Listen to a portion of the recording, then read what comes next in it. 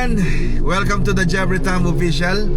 Ngayon, syempre, dahil may tournament kami bukas, kailangan namin magpa-muscle recovery dahil may tournament kami ng pickleball dahil birthday ni Diana Subiri. Syempre, maraming masakit sa katawan namin. Syempre, kasi this past few weeks, inaraw-araw ko talaga yung pickleball dahil nga nagte-training kami ng pickleball. Sumakit yung gilid ng tuhod ko. Muntik na naman ako matapilok kagabi. Tapos yung shoulder ko masakit. So, syempre, pag ganyan ang usapan, isang restaurant lang ang pupuntahan. Isang spa lang ang pupuntahan namin. Gutom na kasi ko. Isang spa lang ang pupuntahan namin. Yun lang ang pinagkakatiwalaan namin. Ang The Physio Spa dyan sa Banawe. So, nakailang session na ako doon. Sulit naman talaga bawat punta. Talagang nararamdaman mo yung ang tawag dyan, yung pag-recover ng muscle mo. Kasi dati hindi ako naniniwala dyan eh. So, yun, pupunta kami ngayon dahil magpapa-muscle control kami.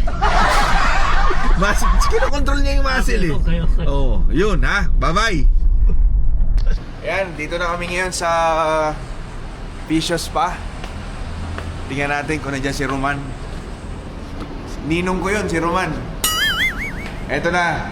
Ito ang The Physio Spa. So, dito kami nagpapa-muscle recovery. Dito lang yan sa Banawe. Hold upin natin yung cashier. Kaya lang may gwardiya eh. Kumaway pa. Good afternoon. Ayan.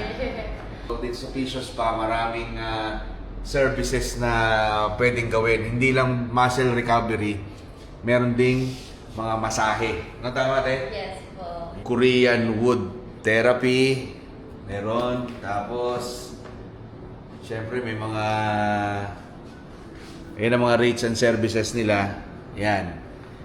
So, iba't ibang massage te meron, di ba? Yes po. We offer different massages. So, ayun te. So, babalik na lang kami.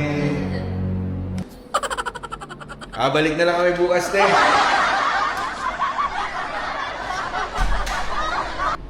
Let's do strengthening po on your upper back and stretching po. And then dito sir sa inyong tuhod, yung dito sa right na tuhod niyo, yung lateral. Medyo may pasa kasi siya.